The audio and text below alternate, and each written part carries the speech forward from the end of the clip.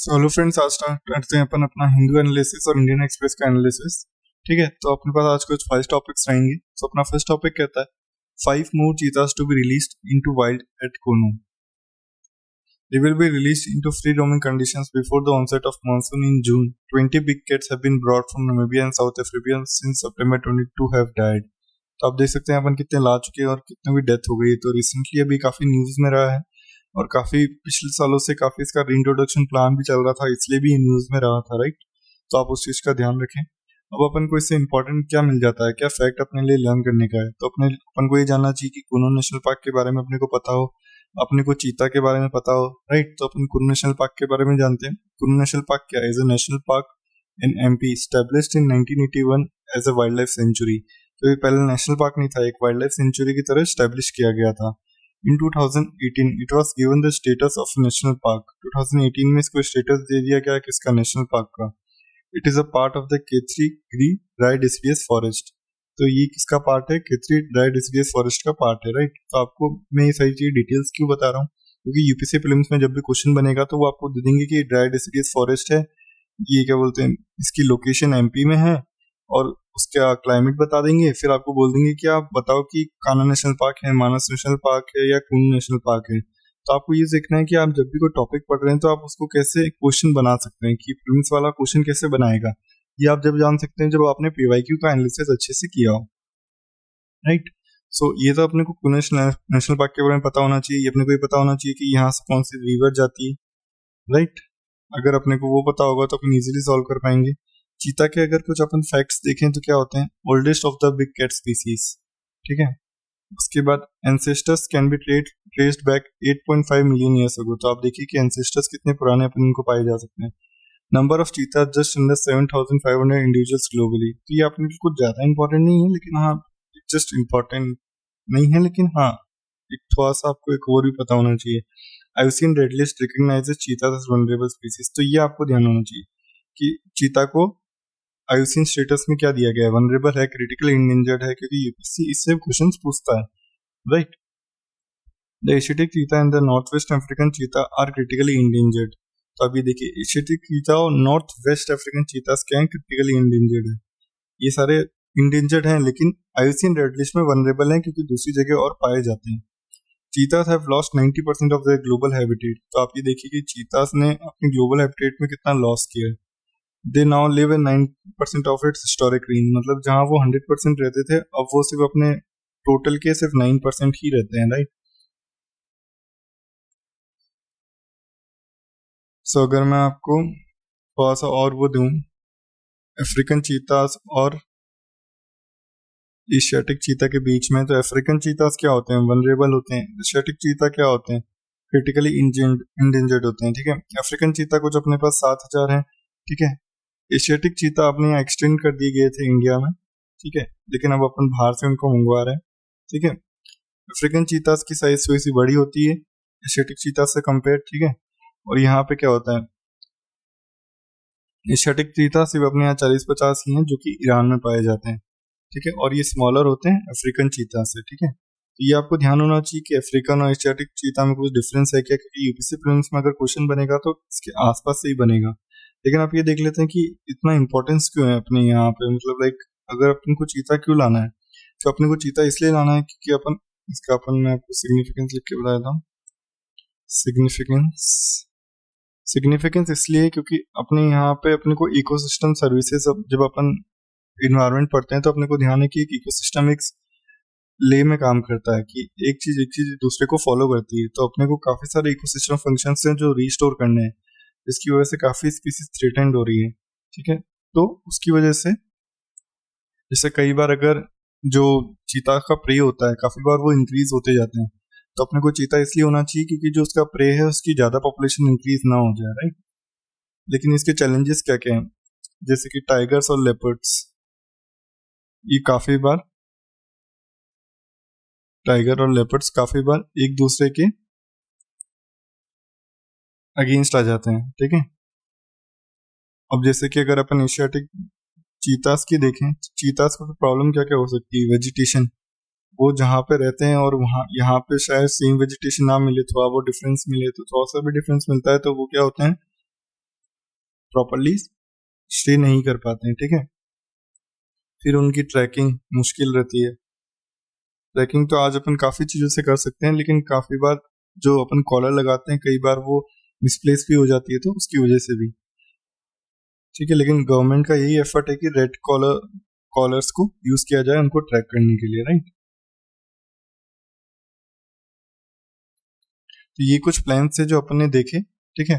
अपन चलते, ये इससे ज़्यादा आपको जानने की जरूरत नहीं है, इतना आप जानेंगे तो आपके लिए काफ़ी है। चलते हैं अपन अपने नेक्स्ट आर्टिकल पे।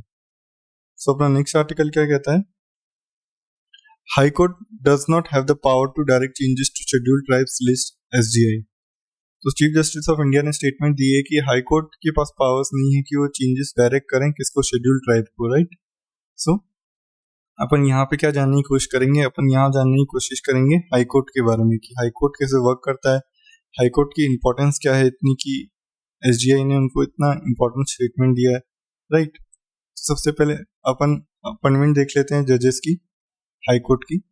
जजेस of high court are appointed by the president of India. तो अगर आपके प्रीलिम्स में आ जाए कि हाई कोर्ट के जजेस को कौन अपॉइंट करता है, तो आपको ध्यान होना चाहिए कि प्रेसिडेंट ऑफ इंडिया करते हैं। The chief justice of high court is appointed after consultation with the CGI and the governor of the state concern. अगर कोई भी आपको हाई कोर्ट का चीफ जस्टिस अपॉइंट करना है स्टेट का, तो आपको क्या करना पड़ेगा, कंसल्ट करना पड़ेगा सीजीआई को, वहां के गवर्नर को, कौन से, जहाँ पे भी स्टेट के आप हाई कोर्ट को चीफ जस्टिस बना रहे हैं, ठीक है। If it is for a common high court and the governors of all the state high court are concern, मतलब लाइक जैसे कि आप गोवा और महाराष्ट्र, ठीक है, दोनों के एक ही गवर्नर बना रहे हो, तो आपको दोनों के हाई कोर्ट का एक ही जज बना रहे हो, राइट। तो आपके दोनों के स्टेट के गवर्नर्स को कंसल्ट करना पड़ेगा, ठीक है।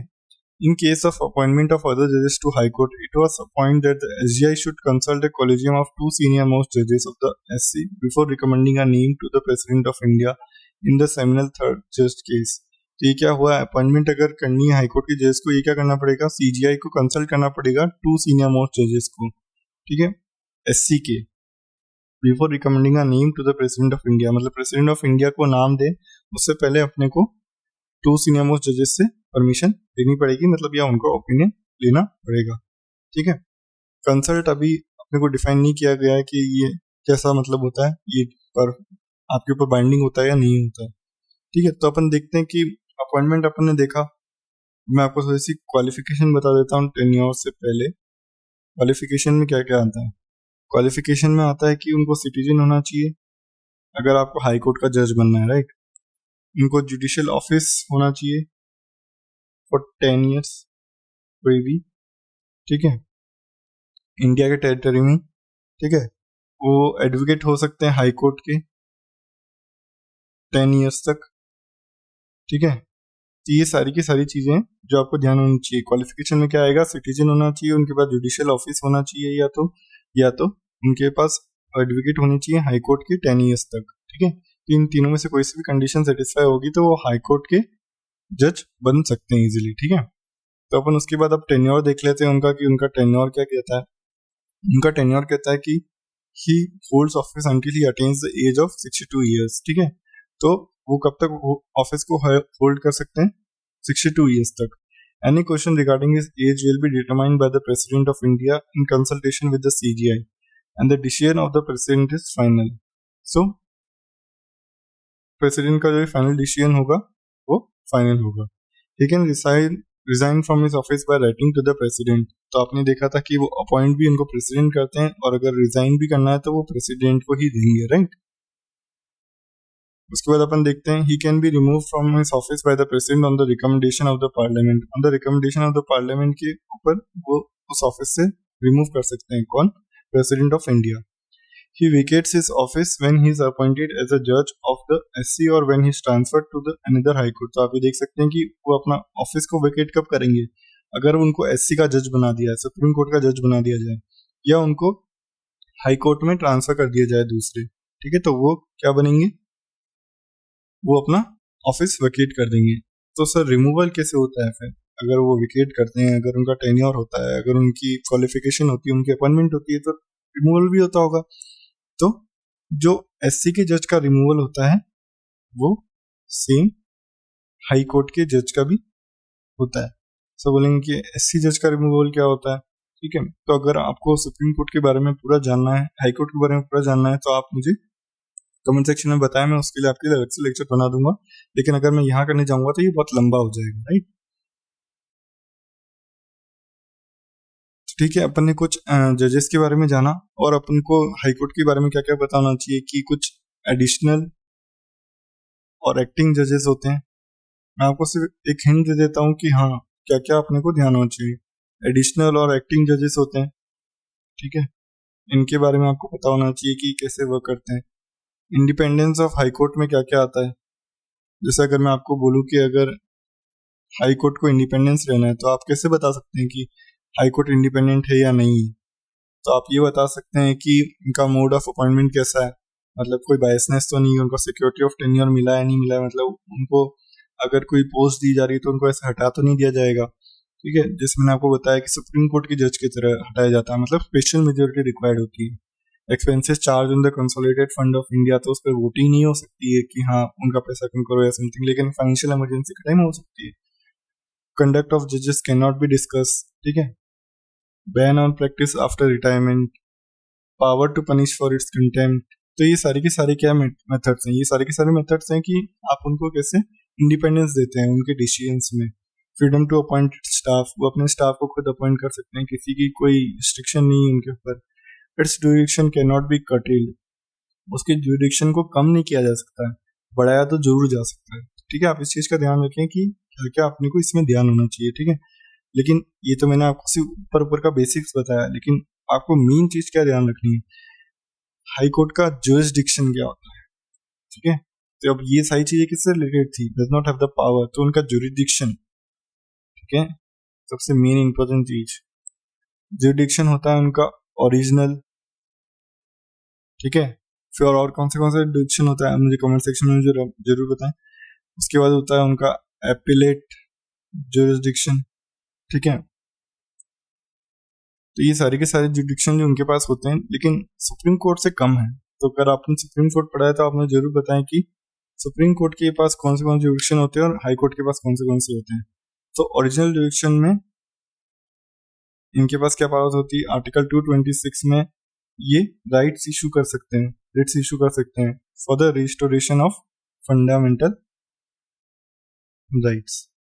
अगर मैं दोस्तों कवर करने जाऊंगा तो बहुत लंबा हो जाएगा, इसलिए इसको अपन पॉलिटी की क्लास में कवर कर लेंगे। मैंने जितना आपको बताया उतना आपको सफिशिएंट है अभी के लिए। ओरिजिनल जुरिस्डिक्शन, एपलेट जुरिस्डिक्शन, और उसका मूव, अपॉइंटमेंट, क्वालिफिकेशन, टेन्योर, ठीक है, रिमूवल, ये सारी की सारी चीजें मैंने आपको बताई है। तो चलते हैं अपन अपने नेक्स्ट आर्टिकल पे। सो अपना नेक्स्ट आर्टिकल कहता है the lack of a drug call recall law in India. What happens when substandard drugs are indiscriminately distributed in the market? Has there been discussion on implementing a drug recall law in the country? Why are pharmaceutical companies resisting a centralized drug recall authority? ठीक है, तो अपन इसके बारे में discuss कर लेते हैं कि आज इसके रिलेटेड आपको मेंस का मैंने क्वेश्चन भी दिया है, ठीक है। तो आप इसको जरूर आंसर करने की कोशिश करिएगा। तो अपन देख लेते हैं कि सबसे पहले प्रॉब्लम क्या आ रही है अपने यहाँ पे। ड्रग रिकॉल लॉ मतलब ड्रग को हटाने के लिए वापस लॉ है क्या? Why there is no recall law, मतलब कि अपन उसको हटाने के लिए कोई रिकॉल लॉ क्यों नहीं है? और अगर कुछ ड्रग्स खराब होते जा रहे हैं तो अपन उसको फिर भी यूज क्यों कर रहे हैं, ठीक है। तो अपन देख लेते हैं कि मेजर रीजंस क्या है ड्रग अब्यूज के। सबसे पहले तो आजकल ये कॉमन बन गया है कि फ्रेंड्स और पीयर्स के बीच में एक फैशन की तरह हो गया है कि कोई भी लेगा तो वो फैशन में रहेगा, लेकिन अगर कोई नहीं लेगा तो वो नहीं रहेगा। तो आप ये देख सकते हैं कि मेजर रीजंस बन रहे हैं ड्रग अब्यूज के लिए, राइट। सोशल सपोर्ट आजकल कम होते जा रहा है।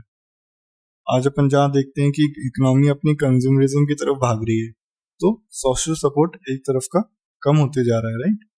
आज अपन देखते हैं कि स्ट्रेस बढ़ते जा रहा है लोगों का लाइफ में, ठीक है। तो वो भी एक कारण है कि लोग क्या करते हैं, ड्रग्स लेते हैं, ड्रग्स लेके क्या करते हैं, वो एक दूसरी कंडीशन में चले जाते हैं जहां उनको दूसरी चीजों का फर्क नहीं पड़ता, ठीक है। स्ट्रेस लाइफ से क्या होता है, डिप्रेशन। तो डिप्रेशन भी एक कारण हो रहा है, ठीक है, ड्रग अब्यूज के लिए, ठीक है। लैक ऑफ फ्रेंड्स, अपन ये देखते हैं कि अपनी अपन कनेक्ट तो हो रहे हैं काफी लोगों से इंटरनेट पे, लेकिन इंडिविजुअली जो अपन पहले कनेक्ट हुआ करते थे, लोगों से अटैच हुआ करते थे, वो अब नहीं हो रहे हैं अपन जैसे, राइट। आजकल लोगों को काफी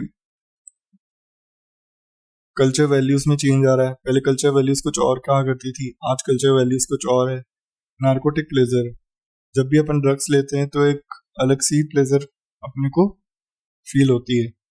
इनफेक्टिव पॉलिसिंग, तो ये सारे के सारे कुछ मेजर्स हैं जो कि रीजंस बन रहे हैं अपने ड्रग अब्यूज के बढ़ने के लिए।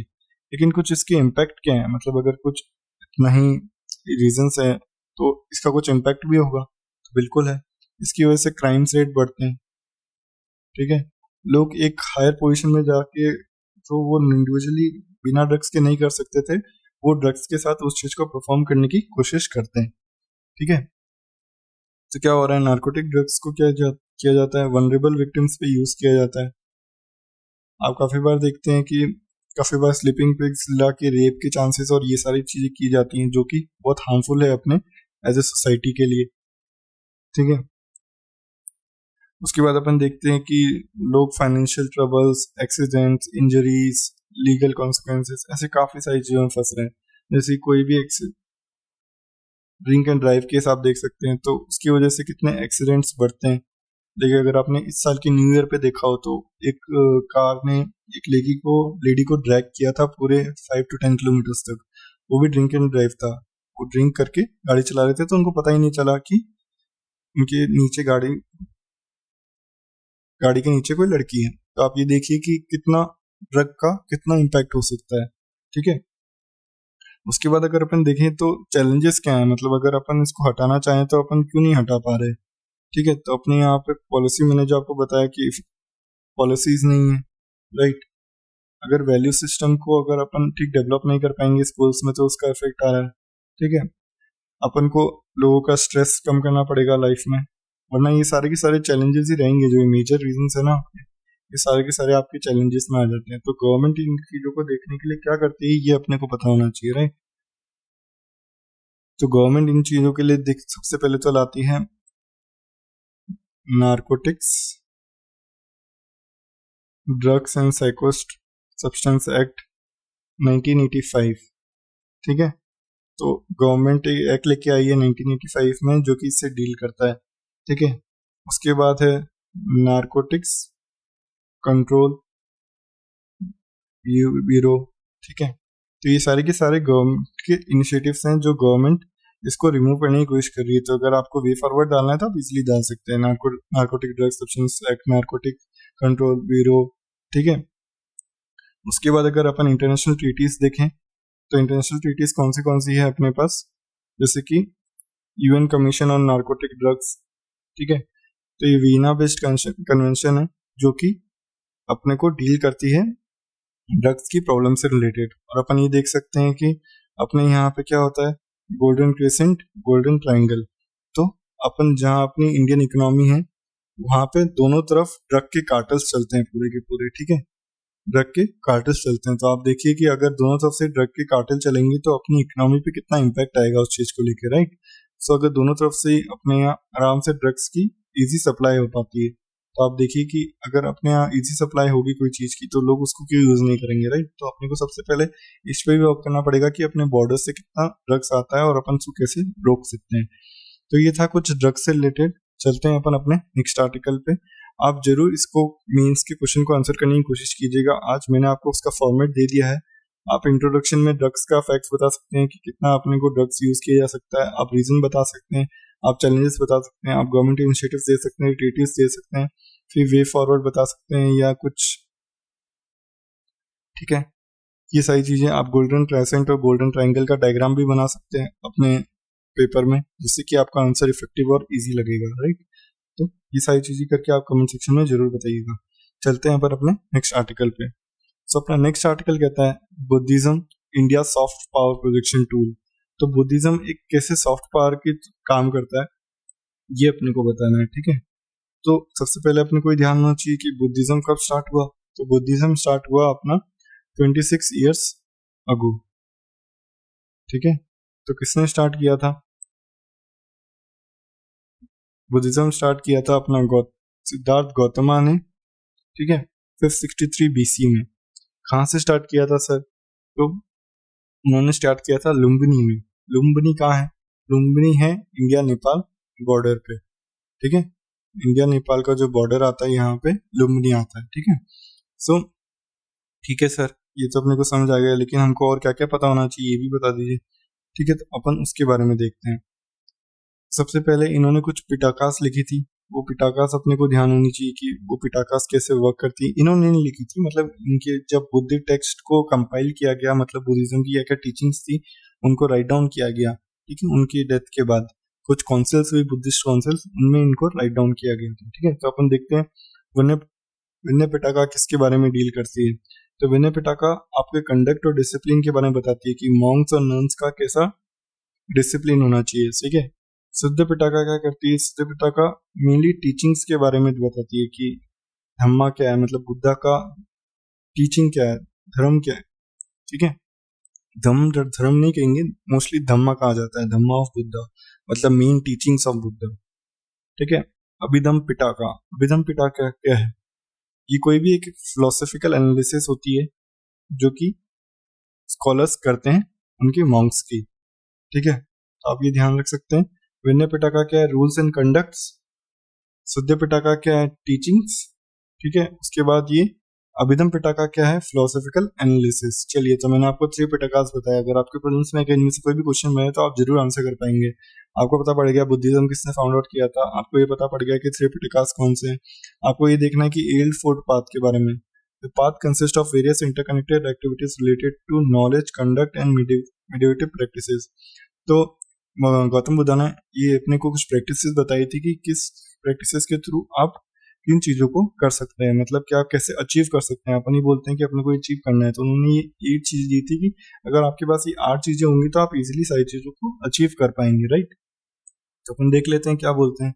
राइट व्यू, तो आपका क्या होना चाहिए? व्यू क्या होना चाहिए आपका? राइट होना चाहिए। राइट इंटेंशन, आपका इंटेंशन सही होना चाहिए। राइट स्पीच, आप जो बोले वो सही बोले। राइट एक्शन, जो आप एक्शन करें वो बिल्कुल सही होना चाहिए। Right livelihood, right mindfulness, right effort, right concentration. तो ये सारे के सारे उनके ऐसे मेडिटेटिव प्रैक्टिसेस थे जिससे आपको कुछ भी अचीव करना है तो आप कर सकते हैं इजीली, ठीक है। तो अपन थोड़ा सा और जानते हैं अब इनके बारे में। तो यहाँ पे अपने पास स्कूल्स ऑफ बुद्धिज्म के बारे में बताया गया है। इनकी कुछ 4 स्कूल्स ऑफ बुद्धिज्म थे, ठीक है। तो उनके बारे में अपन जानते हैं। सबसे पहले Hinayana, it means lesser path, they are the truth to the teachings of Buddha. Its sculptures are in Pali, does not believe in idol worship, salvation through self-discipline and mediation. It was patronized by Ashoka. तो हिनियाना, महायाना, ये सारे के सारे में UPSC prelims में question पूछता ही रहता है। तो आपको ये ध्यान होना चाहिए कि आप उनको कैसे आंसर करेंगे, इसलिए आपके लिए ये बहुत इंपॉर्टेंट हो जाता है। हिनियाना, महायाना, वज्रयाना, उसके बाद एक और आता है थेरावादा, ठीक है। तो आपको ये ध्यान होना चाहिए, ठीक है। तो हीनियाना में क्या होता है? ये टीचिंग्स है बुद्धा की, इनको पाली में लिखा गया था। यहाँ पे आइडल वर्शिप नहीं होती है, ठीक है। ये सेल्फ डिसिप्लिन और मेडिटेशन पे बात करता है। अशोका ने इसको पैट्रोनाइज किया था, ठीक है। महायाना में क्या होता है? It means a greater path. Mahayana has 2 main philosophical schools, Madhyamika and the Yogacharya. Sculptures कैसे? संस्कृत में लिखे गए हैं। It considered Buddha as god and worships idols of Buddha and Bodhisattvas. तो यहाँ पे देखिए, यहाँ पे वर्शिप नहीं हो रही थी, यहाँ पे वर्शिप होती है आइडल्स की, ठीक है, महायाना में। Salvation can be attained by means of faith and devotion to the mindfulness of Buddha. It believes in mantras. तो यहाँ पे ये मंत्रा में बिलीव करते हैं, ठीक है, वहां पे नहीं करते थे, ठीक है। तो आपको महायाना और हीनयाना के बीच में डिफरेंस पता होना चाहिए, तो आप इजीली आंसर कर पाएंगे। Vajrayana, it means vehicle of thunderbolt, established in Tibet in 11th century. It believes that salvation can be attained by acquiring magical powers called Vajra. ठीक है, तो ये बोलते हैं कि सेलिब्रेशन अटेन किया जा सकता है कैसे? अगर अपन मैजिकल पावर अटेन कर लें। Much importance is given to the role of guru called lama who has mastered the philosophical and ritual traditions. तो आप ये देख सकते हैं कि किसको इंपॉर्टेंस दी जाती है? लामा को, उनके गुरु को, ठीक है, जिन्होंने ये फिलोसॉफिकल रिचुअल ट्रेडिशंस मास्टर कर लिए। There is a long lineage of lama. Dalai Lama is also well known Tibetan lama. तो आप ये देख सकते हैं कि वज्रयाना में गुरु को इंपॉर्टेंस दी जाती है, जबकि यहाँ पे ऐसा कुछ नहीं था। महायाना में आइडियल वर्शिप की जा रही थी, यहाँ पे तो आइडियल वर्शिप थी भी नहीं, ठीक है। तो उसके बाद अगर अपन थेरावाड़ा के बारे में जाने, थेरावाड़ा क्या है, ये भी एक ओरिजिनल टीचिंग्स ऑफ बुद्धा के बारे में ही है, लेकिन यहाँ पे क्या हुआ है, थेरावाड़ा बुद्धिज्म ज़्यादा से ज़्यादा साउथ ईस्ट एशिया में ग्रो हुआ है, और जैसे कि Myanmar, Sri Lanka, Thailand, Cambodia, Laos और ये सब में, ठीक है। ये भी most Asian form of Buddhism है, ठीक है। तो ये सारी चीज़ें कुछ आपको ध्यान होनी चाहिए बुद्धिज्म के बारे में, लेकिन मैंने आपको सिर्फ इम्पोर्टेंट बताया बुद्धिज्म के बारे में, अपने को और काफ़ी कुछ जानना जरूरी है। चलते हैं अपन अपने नेक्स्ट आर्टिकल पे। सो अपना नेक्स्ट आर्टिकल कहता है Manipur government puts toll at 60 SC says concern over life lost. तो आप देख सकते हैं कि मैंने आपको कितने हर दिन मैं आपको मणिपुर का आर्टिकल बताता हूँ जिसमें अपन मैत्या कम्युनिटी के बारे में डिस्कस करते हैं कि मैत्या कम्युनिटी कौन है, ठीक है, उसकी इम्पोर्टेंस क्या है, वो क्या डिमांड कर रहे थे, राइट, उसकी वजह से कितना इशू रहा है ये सारा का सारा। तो अगर आपको मित्य कम्युनिटी के बारे में पूछ लिया जाए तो आपको ध्यान होना चाहिए, अगर आपने पहले के लेक्चर्स देखे तो आपको जरूर आपको मित्य कम्युनिटी के बारे में ध्यान होगा, तो आप जरूर बताएं, ठीक है। उसके बाद अपना कहता है low pressure area forming bay of Bengal says IMD। तो आप ये देख सकते हैं कि लो प्रेशर एरिया क्रिएट हो रहा है, तो ये अपने को कैसे इफेक्ट करता है। लो प्रेशर एरिया साइक्लोन्स, मैं इसके ऊपर देख रहा हूँ कि अगर कोई भी साइक्लोन आता है तो उसके ऊपर कोई ना कोई एडिटोरियल आएगा, तो मैं उसमें आपको साइक्लोन्स के टॉपिक पूरे के पूरे कवर कर लूंगा, जिसमें आपको एक ही में ट्रॉपिकल साइक्लोन और टेम्परेट साइक्लोन की इंफॉर्मेशन मिल जाएगी। तो इसका थोड़ा सा वेट करते हैं कि एक बार आर्टिकल एडिटोरियल आने देते हैं, फिर अपन इसको डिस्कस करने की कोशिश करेंगे, राइट। उसके बाद अपना आता है tragedy foretold Kerala should ensure that maritime board is able to enforce regulation। तो ठीक है, अपन को अब यहाँ पे इससे क्या ध्यान होना चाहिए कि चलिए यहाँ पे मैरिटाइम सिक्योरिटी का अपना क्वेश्चन आया, तो मैरिटाइम सिक्योरिटी अपन को डायरेक्ट कहाँ लिंक होती है, मैरिटाइम सिक्योरिटी अपने को डायरेक्ट लिंक होगी कौन से पेपर में, बताएं जरा जल्दी बताएं। तो अपने को ये GS पेपर 3 GS पेपर 2 दोनों में हो सकती है, क्योंकि इंडिया की नेबर्स में काफी अपने को जैसे अपन देखते हैं कि श्रीलंका से काफी बार marine problem, fisheries problem sectors में प्रॉब्लम होती है। कई बार अपन उनके एरिया में जाके फिशरीज अट्रैक्ट करने की कोशिश करते हैं, कई बार वो कोशिश करते हैं, ठीक है। तो ये डिस्प्यूट बना रहता है, ठीक है। उसके बाद अगर अपन देखें तो मैरिटाइम सिक्योरिटी से कोई यूनिवर्सल डेफिनेशन है क्या, तो यूनिवर्सल डेफिनेशन नहीं है, ठीक है। किससे डील करते हैं, mostly regional seas, territorial waters, rivers and ports, ठीक है। तो इसका सिग्निफिकेंस क्या है, आने वाले टाइम में अपन ये देखेंगे कि जो भी अपने 2011 में अटैक हुए थे, तो पायरेसी टेरिटोरियल अटैक्स हुए अपने यहाँ पे, इन्वायरमेंट को डैमेज होता है अगर मैरिटाइम को अपन सिक्योर करके नहीं चलेंगे, ठीक है। तो ये सारे के सारे इसके सिग्निफिकेंस है, अगर पायरेसी ज़्यादा होने लग गई, ठीक है, तो ये भी प्रॉब्लम है, इसलिए अपने को मैरिटाइम सिक्योरिटी करनी पड़ेगी। आप GS 3 को भी इसमें लिंक कर सकते हैं, जहाँ अपन पढ़ते हैं बॉर्डर सिक्योरिटी, तो वहाँ पे ये भी एक टॉपिक आता है कि मैरिटाइम सिक्योरिटी कैसे रहेगी, राइट। उसके बाद हम इंडिया में देख सकते हैं कि इंडिया के लिए क्या है, इंडिया के लिए ट्रेड इंपॉर्टेंट है, क्योंकि अपने यहाँ फिशरीज सेक्टर काफ़ी है और आने वाले टाइम में काफ़ी ग्रो होने वाला है, तो अपने लिए ट्रेड के लिए एक बहुत इंपॉर्टेंट तरीके से वर्क करने की कोशिश करते हैं।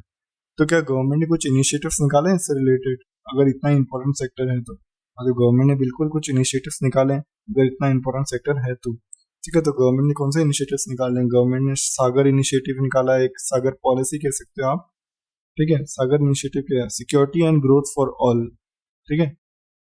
तो ये गवर्नमेंट का कुछ इनिशिएटिव है जो कि मैरिटाइम सेक्टर से डील करता है, ठीक है। अगर इंटरनेशनल लेवल पे देखें तो इंटरनेशनल लेवल पे कोई बॉडी है जो कि इस सारी सारी चीज़ों को डील करती है, तो हाँ बिल्कुल डील करती है, ठीक है। UN क्लॉज करके है, ठीक है।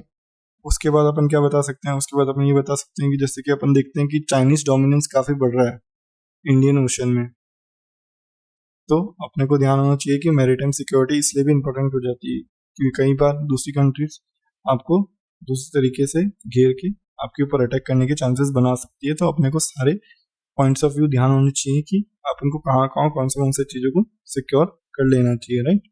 तो ये था कुछ अपने मैरिटाइम सिक्योरिटी के बारे में। ये आपसे मेंस में क्वेश्चन पूछा जा सकता है, तो आप इसको थोड़ा सा और प्रिपेयर कर लें, जहाँ आपके पास सारे पॉइंटर्स होने चाहिए, आपके पास फैक्ट्स होने चाहिए, आपके पास डाटा होना चाहिए, आपके पास रीजंस होने चाहिए, आपके पास इनिशिएटिव्स होने चाहिए, आपके पास वे फॉरवर्ड होना चाहिए। तो अगर आपके मेंस में क्वेश्चन बने तो आप इजीली उसको आंसर आउट कर पाएँ, ठीक है। चलते हैं अपन अपने थोड़े मेंस के क्वेश्चन पे। तो अपना मेंस का क्वेश्चन क्या कहता है, can overuse and the availability of antibiotics with doctors prescription the contributors to the emergence of drug resistance in India. तो अब ये देखिए कि अपन ने जो आर्टिकल डिस्कस किया है ना, उसके ऊपर ये बिल्कुल का बिल्कुल क्वेश्चन बना हुआ है। What are the available mechanisms for monitoring and control, critically discuss the issues involve 2014 में पूछा गया है। आप देखेंगे आज के आर्टिकल बैक में जाके तो बिल्कुल का बिल्कुल सेम है। पाला period is the most significant phase in the history of Buddhism. तो आप देखिए बुद्धिज्म से रिलेटेड डायरेक्ट क्वेश्चन पूछा है कि हिस्ट्री ऑफ बुद्धिज्म में पाला पीरियड ने बहुत इंपॉर्टेंट रोल प्ले किया था।